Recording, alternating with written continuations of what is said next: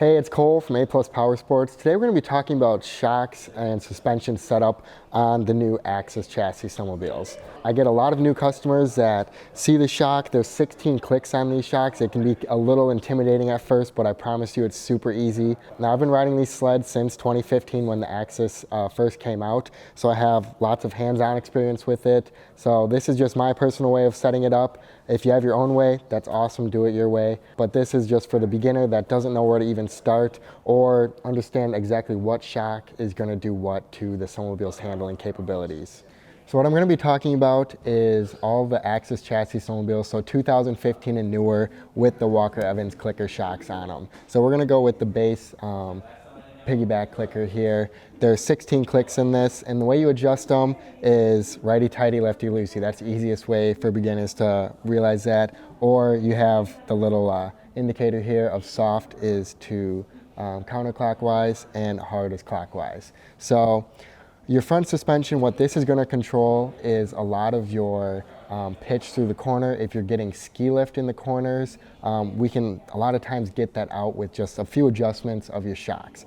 The first thing you want to remember when you're playing with your shock clickers in the front is don't get your right shock a different click number than your left shock. If you have them off where this one's at 10 and that one's at 3, the sled is going to handle really poorly in different cornering positions here. So now that we're on the same page of each shock has the same click numbers, a lot of the times when you're going through a corner and you get ski lift, there's two different kinds of ski lift I've noticed. You'll kind of get a pogo effect where it feels like the sled is like popping up over itself really quickly, or you'll get like a body roll motion where it's a slow roll through the corners. You can really feel that shock, the outside shock push down, and you'll get that inner ski to lift then. So to start with, if we have a pogo effect where that shock is really flipping up and where it's a really fast motion through the corners in the ski lift, you're going to want to loosen your suspension. You want that shock to have a little bit of give and a little bit of play, but not enough that it lifts the ski. You want that happy medium where it's keeping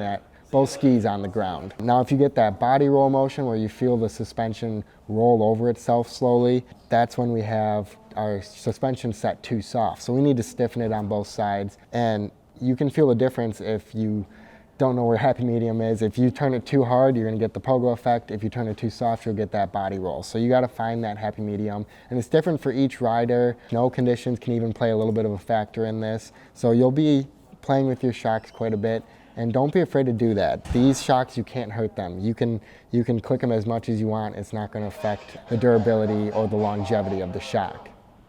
Now that we're at the rear of the suspension, we're going to talk about where your comfort comes from and the different settings we have to adjust and play with to get it set exactly for the rider that's driving the snowmobile. So our preload of the snowmobile, or just how the snowmobile sits with the rider on it, will come from our torsion spring. So this is our long torsion spring here. When this moves, there's a spring that's behind this, and it is blocked up by this. And your adjustment, you have 3 adjustments with this block right here. So it's a 13/16 wrench, or your spark plug wrench will also adjust this. Right now we're set on the lowest setting. So in your owner's manual, you can read where Polaris shows it has the different rider weights and what setting to have it on. But the lowest setting is going to be the smallest amount of block showing. Our medium setting is here. You have the middle section of block showing, and then this is the highest setting. So there's lots of block showing here. When we turn this and put it onto the torsion spring, it really puts a lot of force and tension on this spring, which in turn holds the snowmobile up itself.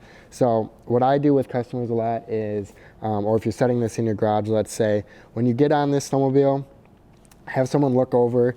Your tunnel should actually be pretty close to how it sits right now with the rider on it. If you are a heavier person and you were to sit on this with a low setting as it is right now, this snowmobile will squish down. You'll lose quite a bit of ground clearance, and your running board is going to sit almost straight or maybe even inverted to the ground here. So we don't want that, because you're losing a lot of your suspension travel just by you sitting on the snowmobile. So that's where we're going to get our comfort from. The first step is adjusting our torsion spring to the rider's weight. Now, where our comfort comes from is our rear track shock. So the sole purpose of this rear track shock is to control the return and the give of the shock and the rider itself. So you have your clickers on the bottom here. It has 16 clicks, just like the front shocks. The looser you go, or the softer you go with that setting, the faster it's going to allow that shock to push its fluid through and fully compress the suspension, which gives you a really comfortable ride, but it can also lead to bottoming out, which isn't always a bad thing. Now, when I ride, I usually say, if I'm going off something big, you're probably going to bottom out about 3 to 5 times a day. If you don't bottom out ever, your suspension is probably too stiff and it's not using its full suspension travel. You should bottom out, not a lot, where after every bump it's hurting your back because it's too soft of a suspension, but you got to find that happy medium where it's not stiff. If you get a shock that's too stiff for your rear track shock setting, so it'll almost get bouncy. It gets a little bit more difficult to control, and of course you have that really uncomfortable ride for the rider. So play with your rear track shock. The clicker's fairly easy to get to, but just turn it and find that spot that is perfect for the way you ride.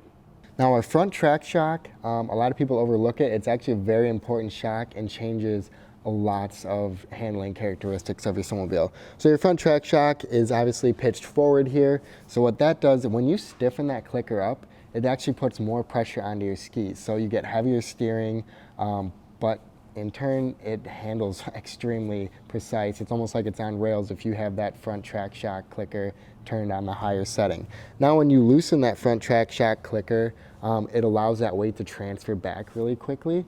So that allows you to get the front end off the ground easier, but it also makes your steering a lot looser. So if you're going through corners and you're like, wow, this sled is just not, it's pushing through corners. Number one, make sure you have good carbides, but if you do, then your front track shock clicker, if you turn a little bit stiffer, you'll notice that sled get pitched forward more, and when it does that, it really bites into the snow and allows you to corner very quickly. It does have a little bit of comfort effect to it as well, so if you have it too stiff, that's your first shock that's going to be compressed when you're hitting bumps and things like that. If it's too stiff, you're going to notice that it's a very rigid ride. So again, always trying to find that happy medium between the high setting and the low setting and where it should be set for this specific rider. But just like all the other ones, don't be afraid to play with it. You're not going to hurt the shock by adjusting it. And if you get it too hard or you're too soft and you don't like the way it rides, jump off at the next stop sign and just turn the clicker the other way. That's my quick overview of how the suspension should be adjusted to each rider. Now, this is from my personal experience. You guys may have your own way of setting it up. This is just for the beginners that don't have a clue of where to even start with this. It's not as confusing or as difficult as it may seem. Each shock has its own different capabilities of how it's going to control the sled and create a different handling experience for you. Now, each rider weighing different and having different riding techniques, you're going to have to change your shocks if you're jumping from sled to sled with new riders. But once you get it set up, you're going to love the way the snowmobile handles. The Axis really is just the flattest, smoothest handling and just comfortable sled out there. If you like this video, give it a like and subscribe. To see all my current inventory, check out aplusride.com. If you have any questions, leave a comment in the section below. Thanks for watching.